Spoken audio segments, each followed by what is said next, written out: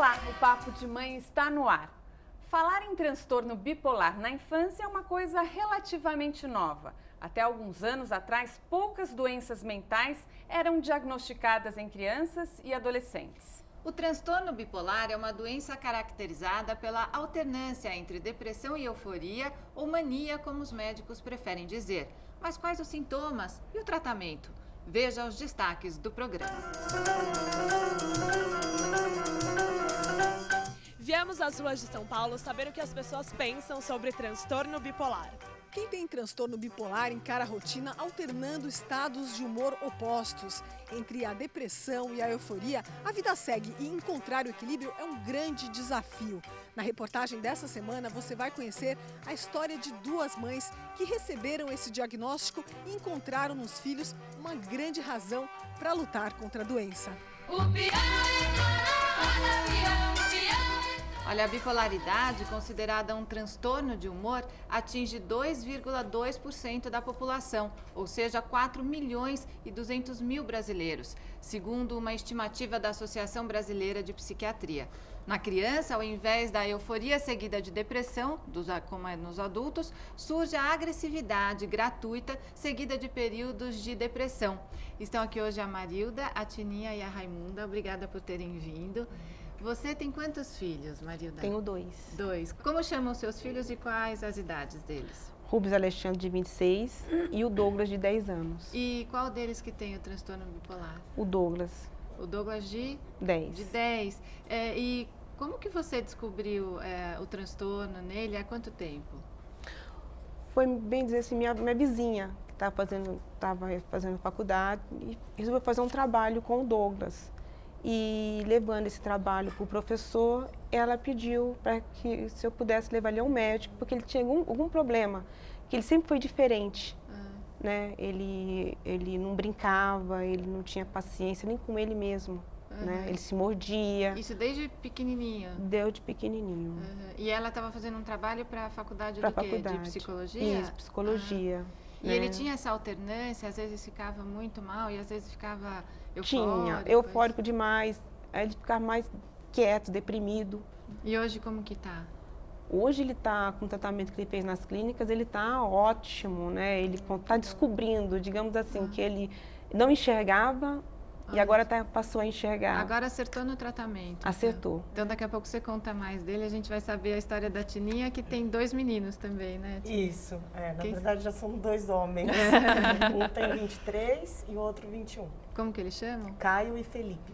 E quem que tem o transtorno bipolar? O Caio, mais velho, de 23. E como que é a história dele? Você também descobriu na infância ou foi um longo período até descobrir qual era o problema? Na verdade foi um longo período de sofrimento, porque desde pequeno a gente percebia que o Caio, eu gostei do termo que ela usou, era diferente. Eu acho que é bem isso que você sente. Não se enquadra no padrão das outras crianças, nem na escola, nem em lugar nenhum. Ele sempre foi um menino muito inteligente, até apresentava uma inteligência até acima do normal, no vocabulário e tudo, mas não conseguia nunca realizar isso. Ia mal na escola, não se prendia a nada, tinha hiperatividade e muito, assim, ele tinha muita dificuldade de sociabilização. Então ele tinha dificuldade de fazer amigos, estava sempre meio que isolado. E aí começamos, acho que desde 6 anos, que a gente procura psicólogo, começamos com psicólogo, ele fez ludoterapia, fez uma série de coisas, nós fizemos acompanhamento, mas sempre tratando déficit de atenção, tratando outras coisas, nunca assim. Aí na adolescência a coisa foi se agravando, né? Ele passava períodos de depressão, trancado no quarto, e a gente começou a ficar muito desesperado, começamos a procurar outros tipos de... Até que com 18 anos a gente chegou no diagnóstico de bipolaridade. Nós foram mais de 10 anos, então, né? Passamos por várias coisas, vários tratamentos. E você conseguiu descobrir se era bipolaridade desde o começo ou começou como uma hiperatividade e evoluiu para bipolaridade? Dá para saber isso? Então, eu não sei te dizer. Eu acredito que ele sempre teve bipolaridade. Hoje, vendo e olhando para trás, vendo as coisas que ele fazia, assim, eu acho que já era o sintoma da bipolaridade. E eu acho que isso é ruim, porque como o filho dela teve a oportunidade, pequeno ainda, de ver isso, eu acho que corta um caminho enorme, porque isso mexe demais com a autoestima, quer dizer, ele ficou se sentindo... Eu nunca me esqueço, marcou muito para mim o dia que a gente fez e deu o diagnóstico. Não, ele tem bipolaridade, né? E eu fiquei muito preocupada com a reação dele, como ele iria ver aquilo. E ele virou para mim e falou, nossa, que alívio, agora eu sei que o que eu tenho tem nome, porque eu não sou só foi um caminho esquisito. muito longo, né? Até Exatamente. você fechar um diagnóstico, e eu acho que isso acontece muito, depois a gente vai saber com os especialistas. Exatamente. E acho que a partir do momento que tem um diagnóstico, você consegue acertar mais no tratamento também, isso né? também é uma outra coisa, que eu não sei como está exatamente agora, mas assim, o que também foi muito ruim, assim, a partir do momento que teve, o que... Eu não sei como é que tá, mas é meio complicado a questão da medicação, porque ele passou por vários tipos de medicação até chegar numa medicação que vamos dizer, controlou o problema. E a Raimunda tem quantos filhos? Eu tenho 2 filhas, Qual a idade dela? uma de 30 e uma de 29, Como que elas chamam? Fátima e Vanessa. E qual delas tem a bipolaridade? A Fátima de 30, só que assim, a que faz tratamento nas clínicas é a filha da Fátima de 10 anos. Que a sua neta também tem a bipolaridade? Tem, É e a isso? mãe também. Olha, a filha e a neta. É. E no caso da sua filha, quando foi que você descobriu, Raimunda? A filha, assim, ela desde bebezinha, ela já apresentou assim uma menina agitada, que não parava. Quando foi com 2 aninhos, eu pus ela na escolinha para ver se ela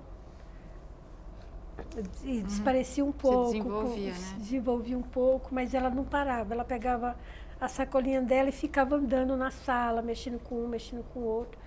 Aí a professora falou assim, para mim levar ela na psicóloga, que não era normal o que ela fazia. Eu levei, aí a psicóloga falou assim, não, é normal, porque 30 anos atrás esse diagnóstico era difícil. É o que né? a gente Não falou no tinha. começo também, né? Então, não se falava muito não. nesses transtornos, transtornos né? em Transtornos, crianças, então. né? Mas assim, eu sempre levava, porque tinha que ter acompanhamento, senão as escolas não aceitavam. Entendi. Então ela passava para psicóloga. E nunca Não, disseram falava nada, que era deram normal, diagnóstico? mas só que era assim, ela destruía a escola. Quebrava Quando que vidro, ela academia. fechou o diagnóstico mesmo? Quando falaram para você, ela tem transtorno bipolar? 18 anos. Com 18 anos. Aí Olha, ela como pegou, a Tininha, foram muitos anos até o muitos diagnóstico. anos. Levava em psiquiatra, passava o remédio, falava assim, não, é normal. Falava que era normal. Dava o remédio, às vezes ela não tomava. E no caso da sua neta, Era normal, dormia tranquilo. Quando fez 4 anos, aí ela começou a ter alteração de humor.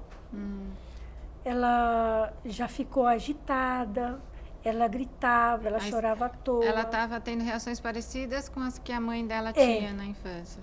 Só que a mãe não tinha essas reações. A mãe dela, ela era assim, agitada, mas não gritava assim.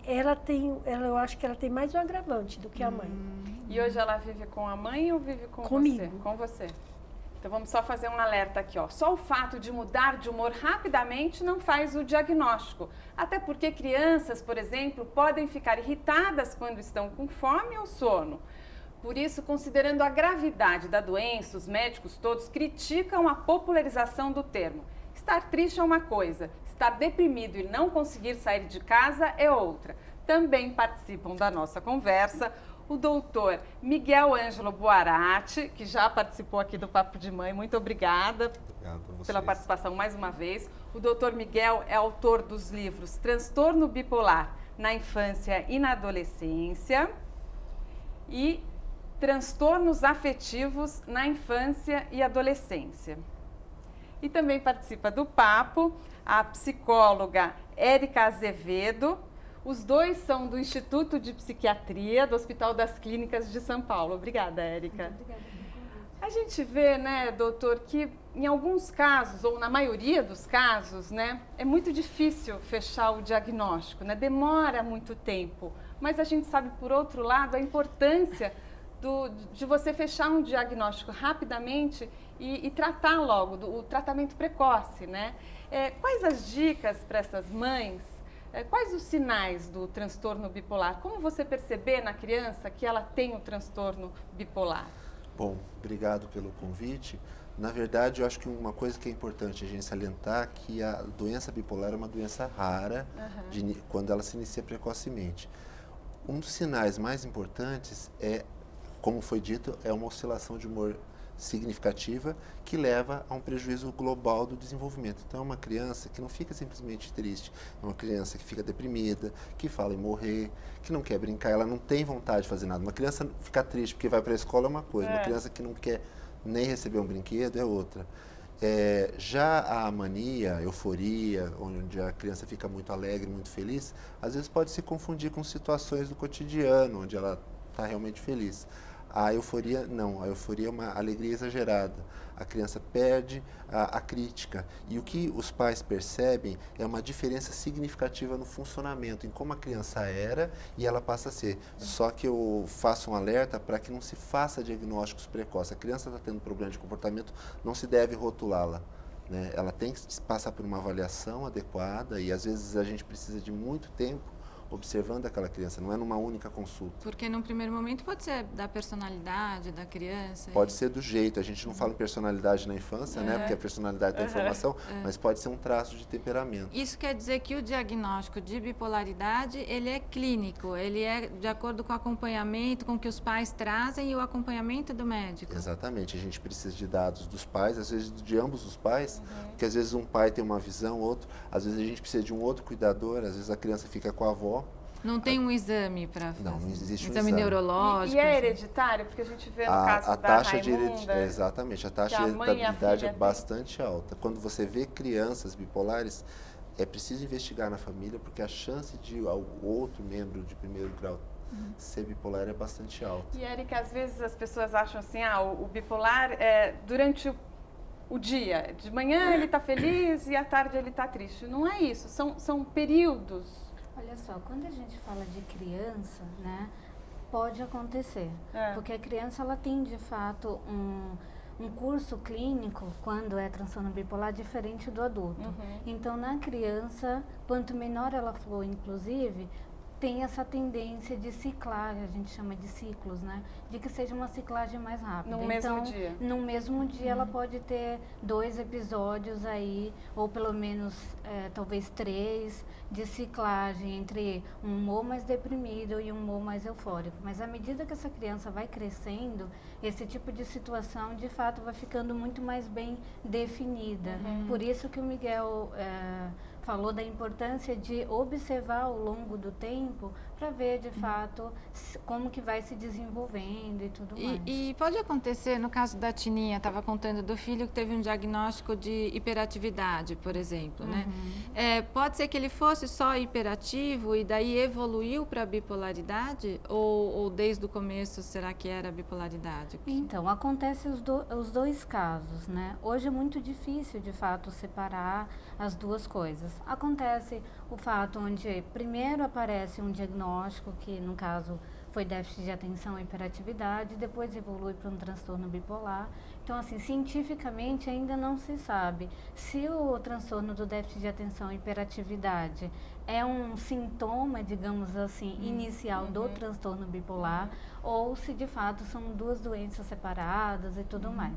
Então, existem pesquisas na área que estão tratando do tema, mas a gente ainda não chegou num consenso, né? O que é importante saber, até para as mães que têm filhos em casa, menores e tudo mais, é que existem algumas sutilezas, digamos assim, no começo, para que a gente possa perceber essa diferença, se é um quadro de hiperatividade ou se é um quadro de transtorno bipolar, né? Por exemplo, no quadro de hiperatividade, é muito comum que a criança, de fato, tenha muita energia, mas não é comum que ela tenha um humor eufórico, né? Não é comum também que essa criança tenha ideias de grandeza, de poderes mágicos, de que pode fazer muitas coisas além do que é esperado para aquela criança naquela faixa etária. Isso é visto no transtorno bipolar, portanto. Então, tem algumas coisas que são muito sutis, mas que podem ajudar os pais a irem percebendo. E agora, doutor Miguel, só para esclarecer aqui, o transtorno bipolar, ele é um transtorno afetivo, é isso? Isso. Na verdade, esse esse livro, ele contempla alguns capítulos de um livro anterior da doutora Ali, que fala especificamente de transtorno bipolar, mas ele também tem um enfoque na depressão unipolar, que é aquela criança que tem só depressão. Então, é um transtorno afetivo. E o que causa isso? Quer dizer, a criança ela tem um componente genético, já vem com ela e pode se desenvolver ou não a bipolaridade ou a depressão? Hoje em dia, o que se acredita, assim, existe um componente genético forte e que a interferência do meio, a parte socioambiental contribui bastante para a expressão. Alguns pesquisadores acreditam que não existe um gene específico da bipolaridade, mas é um pool de genes que também participa da ocorrência de outras doenças e que seria uma série de outros fatores que contribuiriam para o desenvolvimento da bipolaridade, do TDAH, transtorno de déficit de atenção e hiperatividade, da esquizofrenia.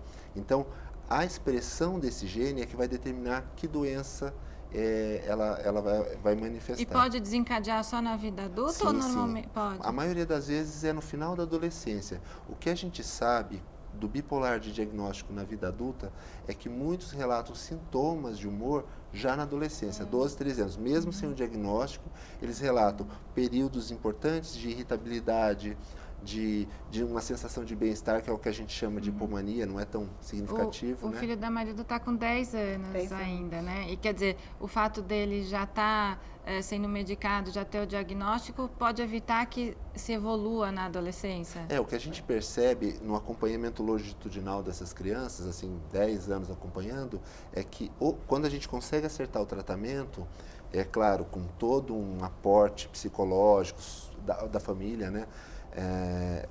O curso dessa doença evolui de uma forma diferente. Então vamos falar no próximo bloco, né? Como tratar. Será que existe cura ou só existe um controle da doença? O Papo de Mãe já volta. Enquanto isso, vamos saber o que a Gabriela Costa ouviu pelas ruas de São Paulo sobre este assunto. Você conhece alguém que tem transtorno bipolar? Não. Ela. ela. Por que você acha que ela tem? Porque ela tem mudança de humor. Tô constantemente. Como é que é isso? Sei lá, depende do dia, do momento, da ocasião.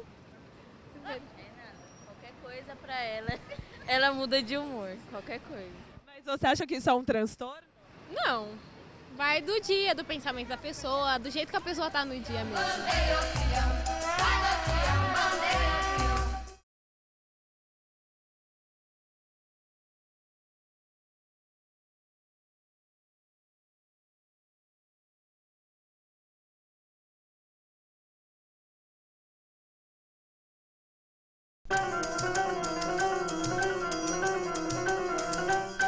Você conhece alguém que tem transtorno bipolar? Conheço. Quem? Eu tenho uma amiga que tem, eu estudo com ela. E ela é diagnosticada? Diagnosticada, acho que nível 2, não sei exatamente. Uma pessoa que é de extremos, uma hora está bem, outra hora está bem mal. Olha, na verdade eu não tinha percebido até ela ter me falado, aí eu comecei a perceber que ela tem períodos que ela fica muito mal, períodos que ela fica bem, enfim. E ela se trata? Sim, ela tem acompanhamento, acho que tanto psiquiátrico quanto psicológico. Eu gostaria de saber exatamente como que eu posso conversar com uma pessoa que tem transtorno bipolar para ajudar quando ela está numa fase ruim ou até mesmo na fase que ela está bem, para ver como que pode fazer ela ficar bem. Tem alguma dica para os amigos? Pode fazer alguma coisa? Assim, os amigos, os familiares sim, podem fazer alguma coisa? É fundamental que, no caso do paciente, que ele receba apoio. Porque é muito comum nas crises, principalmente nas crises de mania, que o paciente faça coisas, né?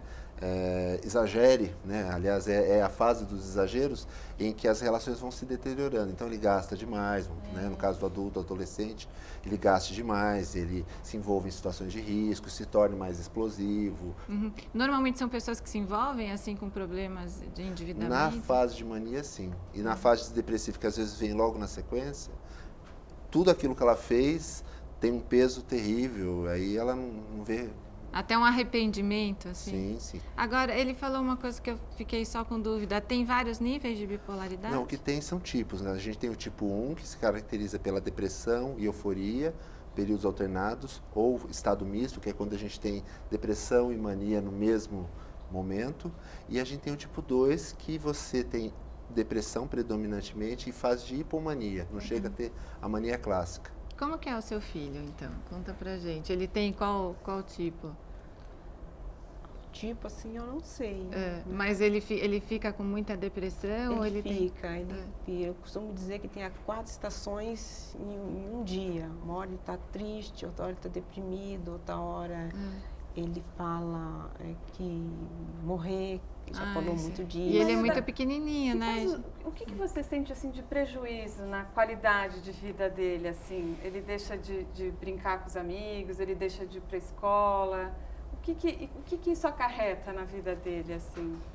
Olha, eu sinto assim que ele já chegou a pedir socorro para mim, né? Porque vem as mães que não deixam os filhos brincar com ele, veio a expulsão da escola, que a escola não entendeu, né?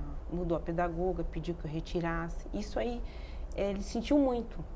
Porque, assim, não é uma coisa que ele queria. Lógico. Né? É uma doença, não é? Eu não quero ser assim. E é importante a gente ressaltar que a gente já fez um programa sobre inclusão. A inclusão também cabe a esses estudantes que têm um transtorno psiquiátrico também. Então, aí eu peguei e falei assim, vamos mudar isso. Né? Eu falei, filha, a gente está entrando numa guerra e a gente não entrou para ser derrotado. Eu vou te ajudar e você vai me ajudar. Né? Então, batalhei em cima de escolas, né? Até que eu encontrei uma que nunca ouviu falar em bipolaridade. De bipolar, nem transtorno, mas ela aceitou essa guerra, né? Ela falou, a gente vai aceitar.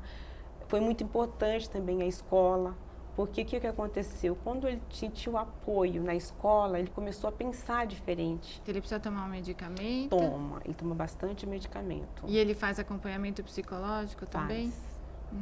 E a melhora, quando começa o tratamento, quando você consegue fechar o diagnóstico e começa o tratamento, essa melhora já é imediata ou demora mesmo até você acertar a medicação? Também é um processo longo? É um processo difícil, longo. Né? É um processo longo, difícil.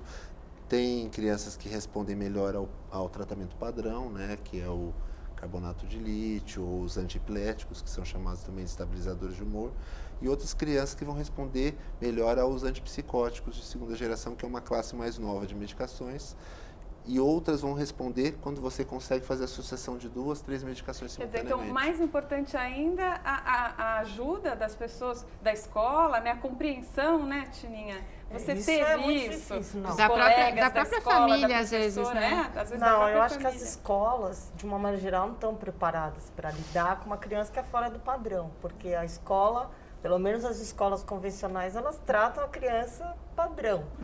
E o Caio, inclusive, quando ele foi fazer o vestibular, orientada por uma pessoa, fiquei sabendo que ele tinha o direito de fazer a prova de uma forma diferente, que ele tinha direito, inclusive, a ter intervalo na prova.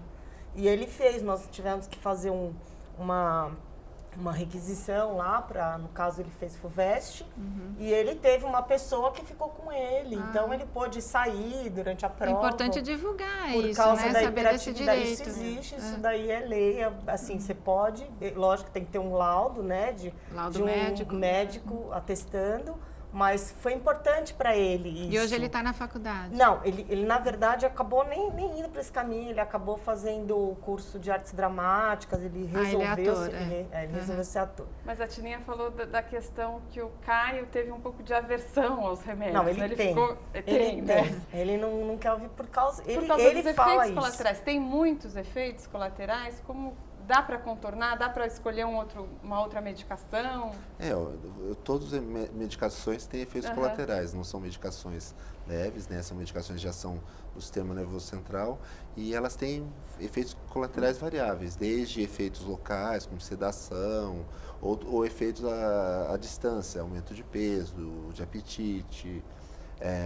Pode interferir no controle motor da pessoa também, né? Não pode dirigir. Por isso que é importante. Por isso que o tratamento não pode se restringir a consultas muito espaçadas. A gente precisa ver a criança com bastante frequência, precisa pedir exames de sangue para controlar a dosagem da medicação, o efeito. Em relação ao acompanhamento psicológico, é muito importante em todos os casos, tanto na infância quanto na vida adulta, porque os remédios ajudam a a controlar os sintomas, mas não dão conta da complexidade, daquilo que eles precisam enfrentar na rotina do dia a dia. Raimunda, a sua filha está fazendo tratamento hoje?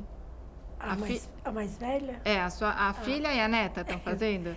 A neta sim, a filha não. A filha, ela não assimila, ela vai, fica internada, sai, toma o remédio, aí ela fala assim, não, agora eu tô bem, não preciso, que eu não vou tomar remédio a vida inteira. Quer dizer que tratar de um filho adulto é mais difícil do que tratar de um filho criança, né?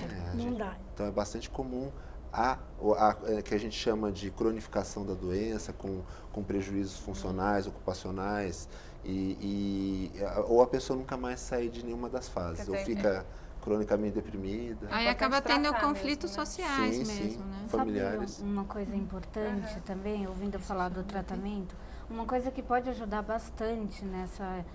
tanto na fase do diagnóstico quanto na fase do tratamento, é a avaliação neuropsicológica. São os testes, é isso? Exatamente, são testes. São testes orais para a criança que não sabe escrever ou podem ser testes escritos? São testes que algumas vezes orais e algumas vezes onde ela tem que desenvolver alguma atividade, um jogo, alguma coisa, mas é sempre um teste. Para a criança parece um jogo, mas é um teste, né? Então ela tem que construir um quebra-cabeça, vamos brincar com um baralho específico onde tem que combinar. Isso também ajuda a fechar o diagnóstico? Ajuda a fechar o diagnóstico e ajuda a dar uma luz para o tratamento. Porque você acaba identificando ali onde a criança tem dificuldade? Isso, exatamente. Na avaliação neuropsicológica, por exemplo, se aparece que a criança é uma criança ou adulto que tem uma dificuldade maior com o controle inibitório, que é controlar os impulsos, provavelmente isso vai dar uma indicação para o médico de escolher uma medicação pensando nisso, por exemplo. O que a gente observa é que uma criança que fica muito tempo em crise, ela vai tendo prejuízos cognitivos. Ela vai ficando, entre aspas, mais incapaz, por exemplo, para aprender ou para desenvolver habilidades que antes ela tinha. E a gente está falando muito, né, das crianças com transtorno bipolar. E quando uma mãe tem o transtorno bipolar e precisa, né, estar bem para cuidar do filho, né? A repórter Letícia Bragalha mostra agora a história de duas mulheres com transtorno bipolar que encontraram nos filhos a força para persistir no tratamento da doença. Adriana apresentou os primeiros sintomas de bipolaridade aos 11 anos, mas o diagnóstico só veio aos 13. Você nunca vai imaginar uma criança vai ter depressão, né? 10, 11 anos, mas tive e a gente não sabia o que fazer. A adolescência bastante complicada também foi cheia de altos e baixos, porque a Adriana abandonou os medicamentos. No caso da Adriana, a grande motivação para que ela realmente se tratasse da bipolaridade tem 3 anos e meio e se chama Rebeca, essa menininha fofa aqui. Adriana, me fala uma coisa, realmente foi essa vontade de ser mãe que fez com que você se cuidasse, seguisse todo o tratamento do transtorno bipolar? Eu queria ser mãe, era uma coisa que ia me fazer feliz, era uma coisa que fazia sentido para mim. Então, eu assumi o tratamento a partir daí com esse objetivo. Eu sabia que para ser mãe e para ser uma boa mãe, eu precisava ficar bem.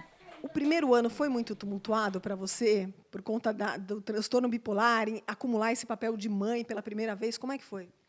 O primeiro ano foi muito intenso, né? Acho que o primeiro ano de toda mãe é muito intenso, muita novidade, muito cansaço. E para mim foi muito complicado, porque eu tinha que assumir a medicação também. Então, os primeiros meses eu demorei para voltar ao normal, eu entrei em algumas crises de neurose, eu não deixava ninguém dormir, eu tinha medo que acontecesse alguma coisa com minha filha, isso demorou muito para passar. E hoje que a Rebeca está maiorzinha, quando você está num momento de depressão, num momento de maior fragilidade, como é que você faz? Eu saio de cena, eu fico quietinha no quarto, espero passar, durmo um pouco mais e ela fica numa boa. Eu dei muita sorte. E a Rebeca é uma criança muito participativa, ela é muito compreensiva. Então, quando eu estou num dia mais difícil, eu estou meio deprimida, eu estou mais irritada, ela ajuda muito. Ela fica com o pai dela, eu recebo muita ajuda do pai dela, dos meus pais. Valéria também está em busca de harmonia. Depois de receber há alguns anos o diagnóstico de transtorno bipolar e síndrome de ansiedade, decidiu se cuidar. Fez uma pausa na carreira de executiva e hoje se dedica integralmente aos filhos Murilo, de 7 anos, e Bruna, de 4. Esqueci que eu sou um ser humano, que eu sou mulher, que eu sou esposa, que eu sou mãe. Então, parar foi fundamental. Como é que foi para você, nesse momento de mais ansiedade, de euforia, conseguir cuidar das crianças? Nesse momento de mais tudo, foi difícil, porque eu sentia muito medo. Eu senti muita ansiedade. A ansiedade que eu sentia era tão forte que era até física. Eu sentia fisicamente a ansiedade assim se manifestando em mim. Esses momentos me fez sentir muito medo. Por quê? Eu não queria faltar para os meus filhos. Eu não queria que nada acontecesse com eles. Valéria descobriu a arma para lutar contra o transtorno bipolar dentro dela. Hoje, não abre mão de olhar para si mesma, de respeitar a necessidade de ficar sozinha, em silêncio. E com a sabedoria dos que vencem as crises, ela ensina. É necessário ser humilde e procurar, recorrer. E eu recorri realmente a diferentes ajudas. Mas eu acho que a principal ajuda veio de dentro de mim. Porque nós temos uma força e uma condição de tomar decisão, de seguir em frente e acreditar que a gente pode tudo o que a gente quiser. A força para lutar contra o transtorno de humor vem de uma rede de apoio. Adriana começou a escrever o blog Mãe Bipolar, Filha Jacaré, quando ficou grávida. As mensagens de carinho da família e dos internautas são fundamentais para ajudar a equilibrar o cotidiano dessa mãe realizada. Feliz é pouco comparado do que eu sinto hoje. Eu me sinto realmente completa. Me transcende. É que às vezes eu acho que é difícil para a pessoa doente admitir que ela tem o problema, não é? Sim, é difícil. Tem muito estigma, por mais que hoje se fale a respeito, mas a gente não pode esquecer que o transtorno bipolar foi no passado a causa de internações, tanto que ela não conseguia se separar muito da esquizofrenia. Era muito parecido o tipo 1, que é aquele que tem mania, fases de manias bem acentuadas, em períodos em que o paciente fica psicótico, às vezes se confunde com a esquizofrenia. Mas a pessoa bipolar pode chegar a ter mania de perseguição, por exemplo? Pode ter delírio, sim, pode ter delírio, alucinação. Normalmente esses delírios e alucinações são bem congruentes com o humor. Então, normalmente, por exemplo, o delírio é um delírio de grandeza, de que é poderoso. Aquela cena famosa do Napoleão é bem típica de um bipolar naquela época. Hoje a gente nunca vai ver um paciente se achando Napoleão, porque o Napoleão não é uma figura. Hoje seria um outro personagem poderoso. Eu achei importante o que a segunda mãe falou, de você ter humildade para procurar ajuda. O bipolar, ele consegue perceber isso? Nas fases é um pouco mais difícil, principalmente na fase de mania ele não vai procurar ajuda nunca. Mas e na fase depressiva? Ele vai precisar de ajuda. Mas ele vai pedir ajuda? Às vezes sim, muitas vezes sim, porque o que eles sentem não é uma depressãozinha, é uma depressão muito grave. No seu caso, Tininha, tem mais alguma coisa na família, assim? Então, na verdade, até por conta do Caio, eu mesma acabei indo fazer teste para saber, e eu tenho déficit de atenção, né? Isso era uma coisa que eu sabia que eu tinha, né? Então isso me deixou preocupada. Eu falei, opa, né? De repente, mas assim, em mim não foi diagnosticado, embora eu tenha déficit de atenção. Preocupada, mas não culpada, né? Não. Culpada, mãe, já nasce culpada, né? Mas assim, eu fiquei preocupada, até para saber, né? Se de repente eu também não estava me tratando, não estava vendo, né? Mas em mim não foi diagnosticado, mas eu tenho assim, a gente acha, mas diagnosticado na família a gente não tem ninguém, assim. Érica, eu quero agradecer a sua participação. A Érica é psicóloga do IPQ, que é o Instituto de Psiquiatria do Hospital das Clínicas de São Paulo. Érica, tem algum site para você deixar o e-mail para quem quiser entrar em contato com você, para tirar dúvidas? Olha, tem o meu e-mail profissional, né? Então, quem quiser pode me escrever. É psico.erica, com K, Azevedo, os dois A juntos, psico.ericaazevedo@yahoo.com.br. Tá legal, Érica, obrigada. Obrigada pela participação e no próximo bloco continua a nossa conversa, teremos aqui mais 2 entrevistadas. O Papo de Mãe volta já já. Como você identifica o que é um processo natural do ser humano de uma doença? Qual é esse limite? Às vezes o limite é muito tênue, tem que ser observado por um especialista, porque às vezes pensamos que qualquer tipo de tristeza já é uma depressão patológica, quando não é. Então, aqui, se você se sente que está deprimido em situações que antigamente você não se deprimia, não te provocava tristeza, e se você acha que essa tristeza te impede de ter uma vida normal, e se você acha que isso se prolonga exageradamente, é hora de procurar um especialista.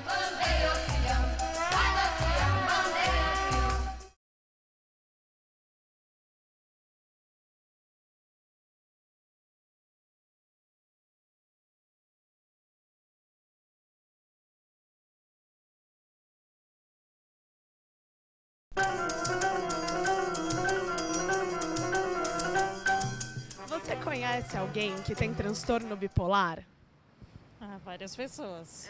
E por quê? Como isso se manifesta nela? Eu não sei como se manifesta, mas geralmente elas têm duas personalidades, né? Você conhece alguém, algum amigo da sua família que tem transtorno bipolar? Diagnosticado não, mas eu tenho certeza que alguém aí deve ter. Consigo pensar nos 3. Minha mãe, acho que é o maior exemplo de todos. Um momento ela tá triste, outro momento ela tá feliz, outro momento ela tá brava, e daí do nada ela fala, então tudo bem. E nesse bloco a gente recebe também a Cristina Oliveira, que é bipolar e tem um filho bipolar, e a Sônia Maria Palma, vice-presidente do Conselho Científico da ABRATA, que é a Associação Brasileira de Familiares, Amigos e Portadores de Transtornos Afetivos.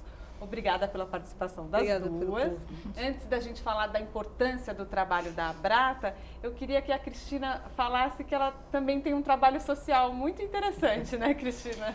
É voltada para criança e adolescente, é um trabalho que vem da experiência e da beleza do que eu tive de retorno participando na ABRATA durante 13 anos, fui da diretoria e hoje eu me dedico como portadora e como mãe de portador e por ter lembranças da minha infância, que dificuldades da infância de entender aquilo, essa dificuldade da criança e do adolescente, o que a gente está sentindo, o que é isso comigo, como eu sou diferente.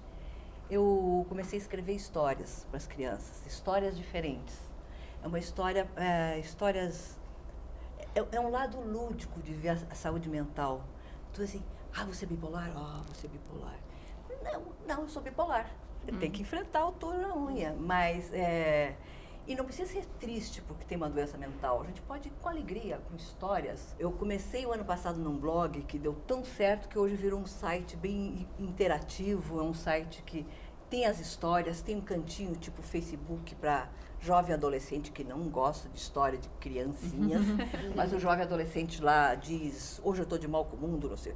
Então, comecei a esse trabalho com jovem, com adolescente e me dei conta que quem cuida, seja pai, mãe, professores, também precisam ter um lado disso de informação. E a sua bipolaridade, você teve o diagnóstico quando? Como é que foi? Bem já adulta, mas um sofrimento. Foi uma das mães que eu achei maravilhoso quando o filho disse, que bom. Tem nome, né? De você ter um diagnóstico e poder tratar. Foi a coisa maravilhosa que aconteceu na minha vida, é ter um diagnóstico. Eu não sabia o que eu tinha e por que eu era tão diferente. Daí vem histórias diferentes para crianças iguais. E a partir daí, com 40 e poucos anos, eu procurei uma psicóloga porque eu achei que eu era alcoólatra. Eu tinha 3 filhos para criar, estava me sentindo muito mal, eu tinha uma dependência do álcool insuportável. A psicóloga disse, olha, alcoólatra você não tem nada, você tem uma ansiedade tão grande que está faltando aí um diagnóstico. E a psiquiatra justamente que deu, e foi a Então veio aos 40 anos. 44. 44 anos o seu diagnóstico. Foi. E daí você já tinha identificado num dos seus filhos isso? Não, depois eu vi, aí a gente fica com a antena ligada. E depois veio no meu filho, quando ele começou a beber muito e a usar drogas, além do álcool, drogas, né?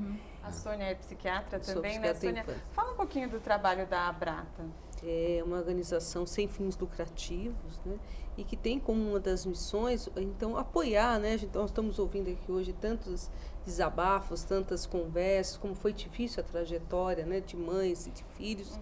E a ABRATA tem essa missão de ouvir, apoiar, educar, esclarecer não só os familiares, né, os pacientes, os amigos, mas a sociedade como um todo. Tem né? palestras? Então, nós temos palestras, então ela é basicamente apoiada num trabalho voluntário, eu sou voluntária, né, todos que trabalham lá são voluntários em prol do trabalho, né? E nós temos várias atividades, né? Nós temos contatos telefônicos onde as pessoas podem ligar e depois ter informações sobre todos os trabalhos que é realizado na Brata. Existe o psicoeducacional, que eu acho que é extremamente importante, ouvindo as mães hoje falando aqui, como é importante a orientação, divulgar notícias corretas, né? Porque hoje nós temos inúmeros sites, mas muitas vezes as informações pela internet, elas não são corretas, elas não são de qualidade. Sônia, e seria importante até que as escolas procurassem esse tipo de informação para saber como acolher esses alunos, né? Sim, é fundamental que as escolas conheçam. É lógico que os professores não vão fazer diagnóstico, mas que eles conheçam os principais sintomas, ajudem essas crianças. E a Brata, nessa linha dos adolescentes, né, que eu acho que é o grande problema que muitas mães relataram aqui, a dificuldade deles entenderem que eles têm um quadro que precisa ser cuidado, nós vamos iniciar grupos né, de autoajuda ou de ajuda mútua, né, para adolescentes com transtorno bipolar. Marida, você chegou a procurar algum grupo de apoio para mães de crianças bipolares? Eu tive apoio dos meus amigos também, né, que me apoiaram bastante, né? A minha família também procurou, a minha irmã procurava nos sites coisas sobre bipolar. Então a gente começou a fazer tudo isso juntos. E você, Tininha, como é que foi? Você e o seu marido? Vocês também procuraram algum grupo de apoio ou conhecer outros pais que tivessem filhos com esse problema? Não, na verdade, nunca procuramos. Eu estou achando maravilhoso saber que existe essa luz aí no fim do túnel. Mas a gente teve, sim, apoio de amigos, da família. Família, assim, no começo um pouco reticente, as pessoas... Existe esse rótulo, né? Quando você fala doença mental, as pessoas ficam um pouco assim, às vezes não querem aceitar, acham, não, tem um gênio uma fase diferente, né? Então, tem uma certa resistência. Mas depois a gente insistir, realmente, ele foi diagnosticado, o tratamento, a gente teve, sim, apoio. E hoje, assim, nós procuramos apoiar, né? Eu, meu marido e o meu filho mais novo, que eles brigavam muito, os dois, até porque o outro... enfim, tem uma comparação sempre, é complicado, mas hoje eu sinto que ele entende, ele tenta ajudar, ele tenta entender. Então, como que fica para o irmão? Porque no caso dela, ele é bem mais velho, então entende que é o irmão, mas eles que têm mais ou menos a mesma idade, como que fica para o irmão entender, né? Que... Então, na adolescência foi um inferno, porque eles brigavam como irmãos, mas extrapolavam um pouco, porque as brigas com o Caio, como... Tudo com bipolar é sempre maior, né? Tudo vira uma coisa maior. Então, foi muito complicado. Inclusive, o mais novo, ele foi fazer um intercâmbio, foi ficar 1 ano nos Estados Unidos, quando ele tinha 17. E quando ele foi viajar, eles não se falavam. Eles tinham tido uma briga e não se falavam. E aquilo, assim, pra gente foi... né? Mas... Porque para ele, como adolescente, era difícil entender também que o irmão tinha, né? A gente também entendia o lado dele, mas a gente não queria também tomar partido porque era complicado. O outro também achava que a gente privilegiava ele, porque... Precisa ter apoio para os irmãos também, né? Mas foi muito legal, porque durante o intercâmbio, talvez pela falta que ele sentiu da família, ou pela convivência que ele teve, talvez com outras pessoas, ele conseguiu ver outras situações de fora. Ele voltou a mudar, muito consciente. Ele propôs para o irmão deles fazerem as pazes e ficaram, né? E a partir daí eu noto que ele tem um outro olhar com o irmão, sabe? Ele tenta entender e tenta dar um apoio. Raimunda, você consegue o medicamento no SUS, o medicamento é caro, e o tratamento da sua filha, você consegue ele de graça ou sai muito caro para você? Não, tudo pelo SUS. Pelo SUS, nas clínicas eu pego lá mesmo o medicamento. E assim, a Luana tem um irmão de 15 anos. E ela provoca muito ele. A sua neta provoca? Ela tem 10 e ele tem 15. E às vezes ele discute com ela, bate, mas muitas vezes ele entende. Ele fala assim, ai, vô, será que esse medicamento não tá legal pra Luana, porque ela tá muito irritada? É legal a família toda saber que existe esse problema, que tem um tratamento, acompanhamento? Tem que conversar na família, Tem Raimonda? que conversar. Eu converso bastante com ele, que ele tem que entender que às vezes ela fica assim, mas não é porque ela quer, é porque ela tá naquele surto, mas vai passar. Durante toda a semana, vários telespectadores escreveram para a gente através das redes sociais, escreveram sobre o transtorno bipolar, né?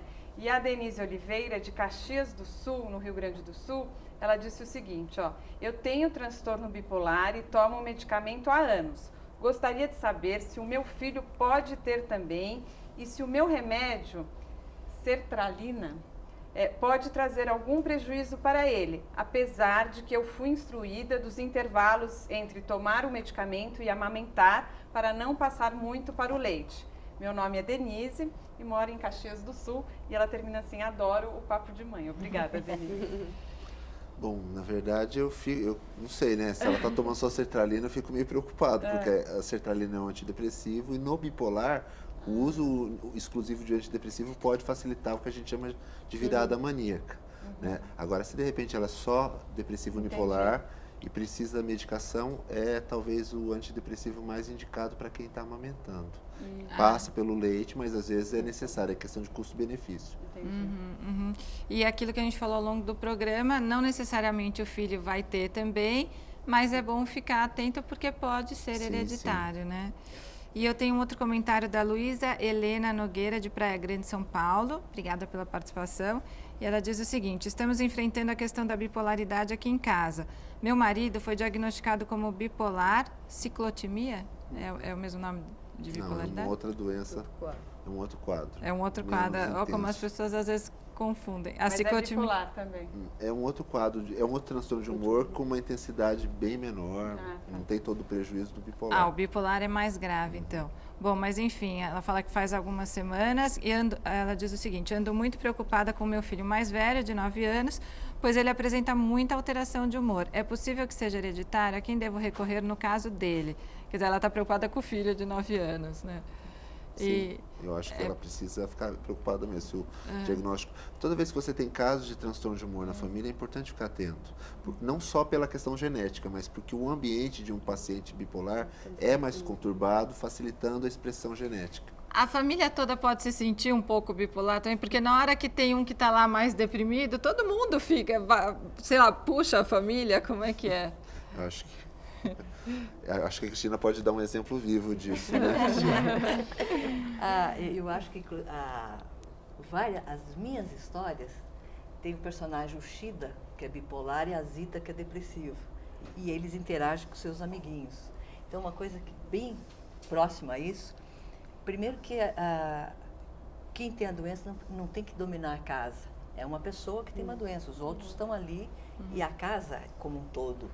E essa relação de, peraí, você está assim, mas você não é o centro do mundo, é muito importante. Os meus bichinhos, os meus personagens brincam. Pô, tá agitado? Para, conta até 10, fica calmo. Né? Então, pequenas dicas de como fazer, que a própria relação das famílias, dos irmãos, dos amigos, como é que isso se desenrola na própria escola, na própria casa, como é que a gente lida com isso? Eu vou passar uma última rodada com todos vocês para divulgar de novo o site também. Então tá. Eu mando um beijo pro Rubens Alexandre, que é o meu pilar, né? Que sempre me apoia, me dá aquele safanão, acorda, né? E ao Douglas, né? Que é o meu guerreiro. Né? Ele costuma dizer que ele é o He-Man, eu sou a She-Ra. E é isso, dizer que eu amo muito eles. E agradecer a todos os apoios do pessoal do meu trabalho, da escola do Douglas, que aceitaram o Douglas, que abraçou essa causa, né? Legal. E que agradecer a todos, né? E muito obrigado, meus familiares também. Legal, obrigada. E a Tininha? Eu acho que queria mandar um beijo pro Caio, que permitiu que eu viesse aqui falar, conversei com ele, ele falou, não tem nada para esconder, pode ir lá. E então, mandar para ele, para minha família, que a gente apoia, né, isso daí, e dizer que filho é amor e a gente não pode desistir nunca, interessa qual seja o problema, e eu acho que Hoje foi muito bom participar, eu adorei saber que elas existem, a gente sabe que isso já vai participar lá, é a né? luz para mim. Então, assim, e tentar sempre que, né, volte para o caminho do tratamento, que eu acho que é inevitável. Aí né? depois você fala pra gente as peças, pra gente divulgar as peças do Caio. É verdade. No site do Papo de Mãe. Daqui a pouco ele vai estar aí fazendo os trabalhos dele, se Deus quiser, e eu vou divulgar, sim. Obrigada, viu? E a Raimunda? Bom, eu vou mandar um beijo para a Luana e eu agradeço muito a escola dela, que ela tem muito apoio, que ela estuda no SESI, do Hélio Carvalho, e ela tem muito apoio, eles atendem muito bem ela manda muito na agenda do que acontece com ela, eu passo para a psicóloga dela, então a gente faz um trabalho bem... Acompanhando de perto, de né, Raimunda? perto. E eles entendem muito o lado dela e eu o lado deles também. Eu apoio tudo que eles falam, eu apoio. Não dou muito a brecha para ela, não. E a minha família, um beijo pro Vinícius, Vanessa e Gabriel. São meus filhos. Obrigada. E Cristina, repete pra gente o site, por favor. www.historiasdiferentes, com ES, historiasdiferentes.com.br. Legal. E a Sônia, o site da Abrata? É www.abrata.org.br. Eu espero que não só os familiares e os portadores, mas também todos os interessados, que é importante divulgar, né, o máximo possível esse transtorno. Obrigada pela participação.